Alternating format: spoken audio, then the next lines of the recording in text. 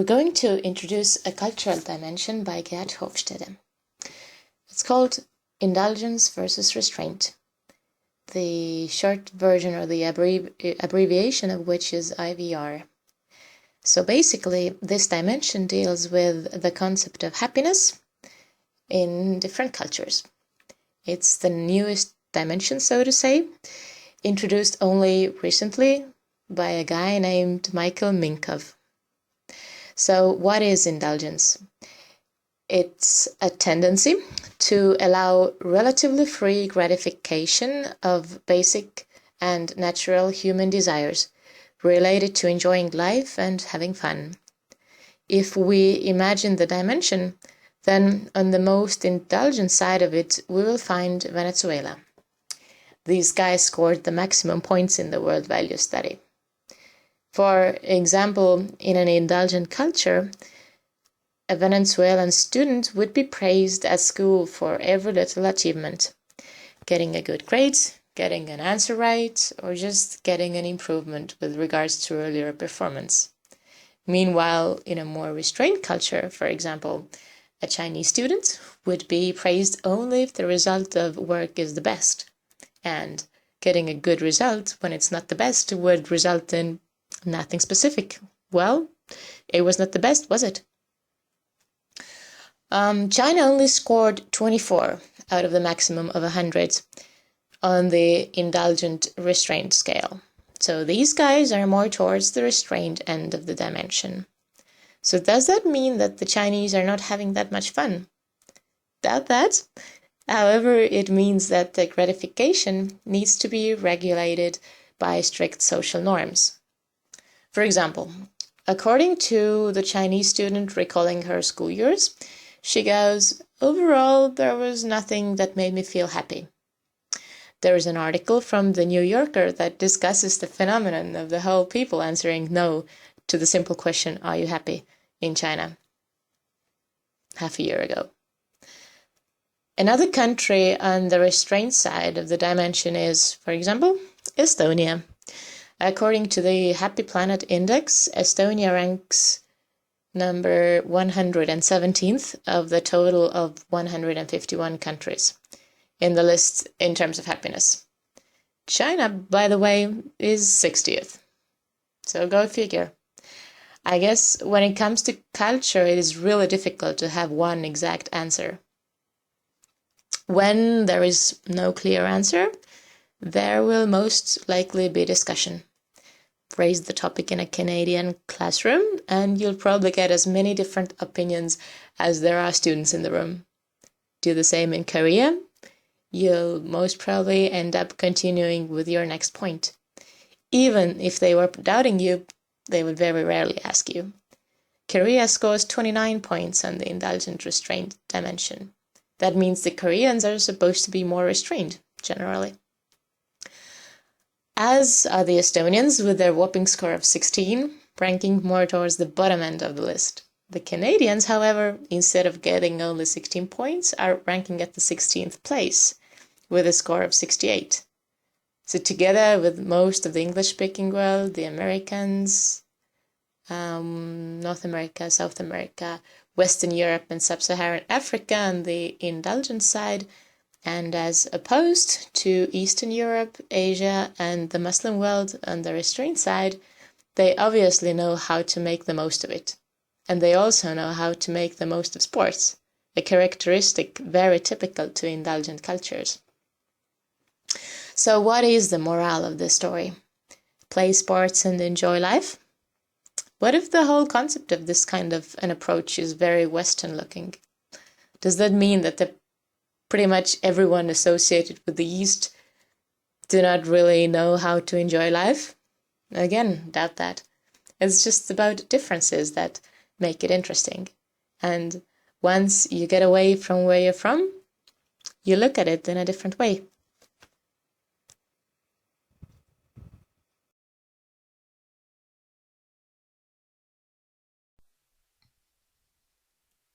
In this part, we are going to demonstrate the differences in masculinities between these countries. Several days ago, a Dutch girl told me She found Chinese guys lack of masculinity because they are so small in size. I look like a King Kong when I stand next to them.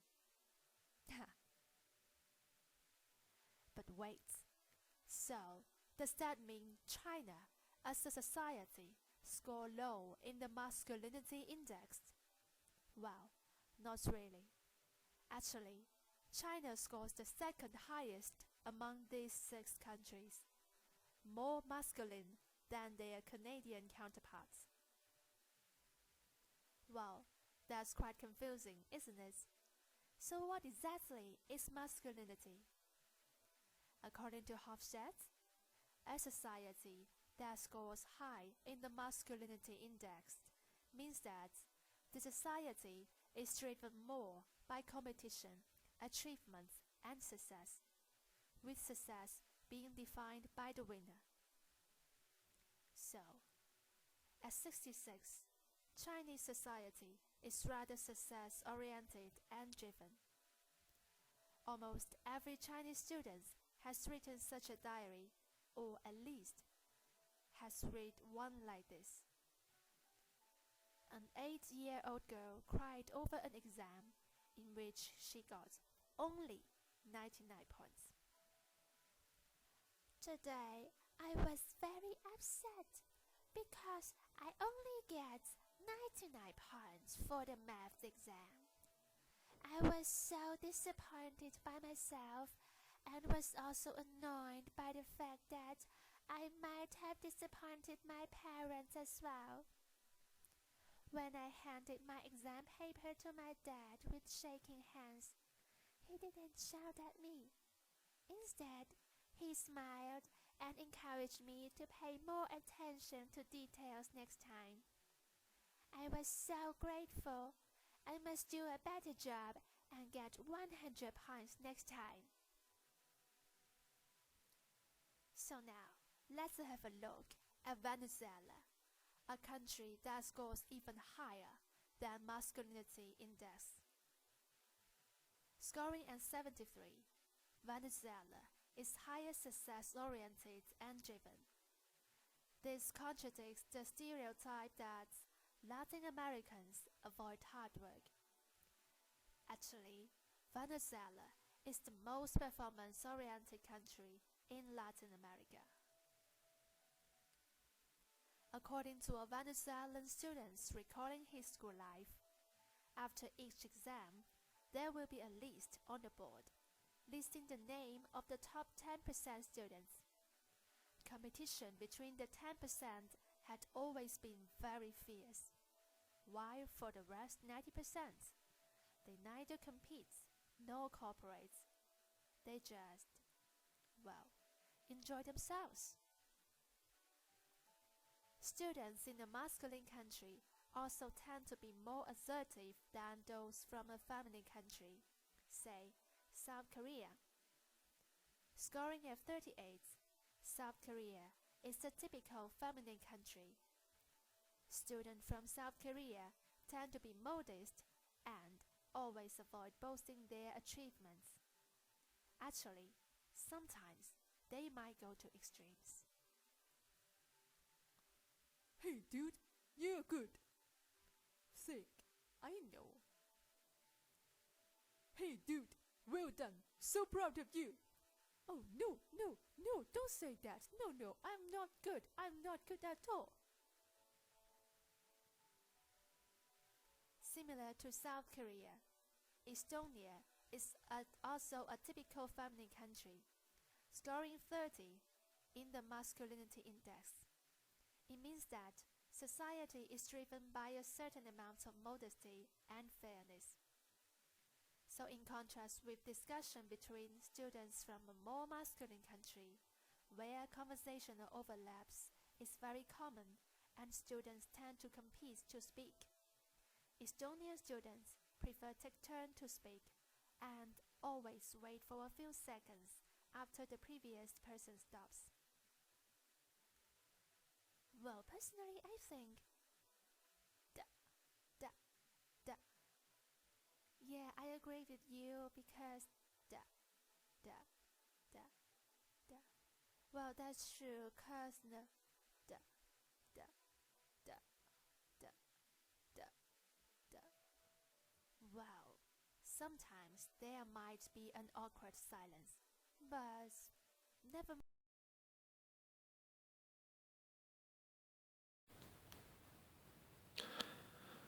Now we are going to show one more cultural dimension of Hofstede model as the last part.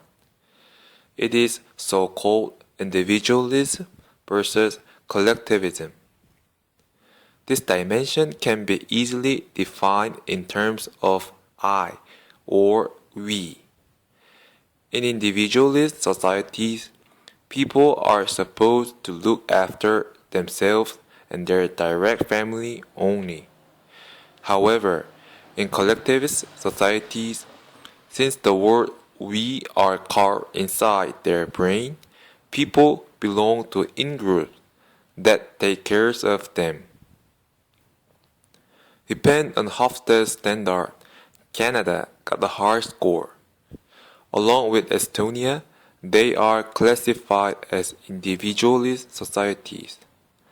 However, Venezuela, which got the lowest score, can be called collectivist societies, together with South Korea, China, and Kenya. Well then, what is the difference that we can distinguish between individualism and collectivism? For example, let's imagine that there was some homework in the class.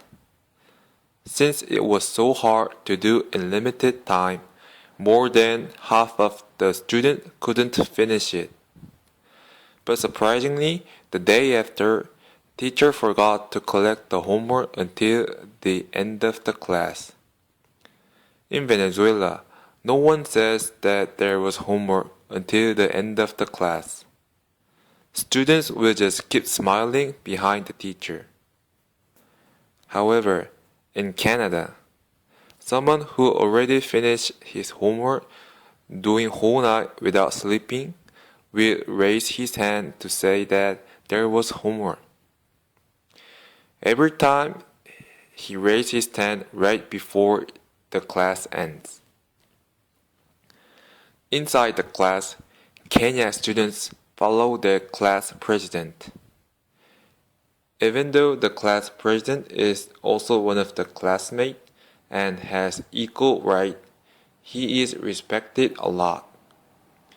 Maybe that is because he is elected by other classmates and everybody exercise their rights. Sometimes the leader of class is given power to decide something important. Whatever the result is, other classmates follow him without exception. However, in Canada, class president is just one of the students and no more, no less. Even some classmates regard him as a messenger. Another example, most of the Estonia students want to raise their hands to ask some questions whenever they have curiosity in their mind. Also, Estonians don't hesitate to debate each other even in front of the teacher. However, there is only silence in South Korea. Of course, Korean students are allowed to ask questions and have freedom to talk during the class, but no one do. Okay, sometimes some of the students enjoy their freedom, but sometimes. Normally in Estonia school, there is no regular time for group orientation. If there are general administrative stuff for students to be discussed, it is only done at the start of the class, which their homeroom teacher is in charge of. In Kenya, however, teacher of principal of school call all the students together at classroom or playground to notify some information. Even though there are nothing to notify, they assemble the students to give a speech. It goes off every day, regularly. based on the fact, we can infer that when the numbers of gathering increases, it could be much easier to think about the group, we, rather than individual, I.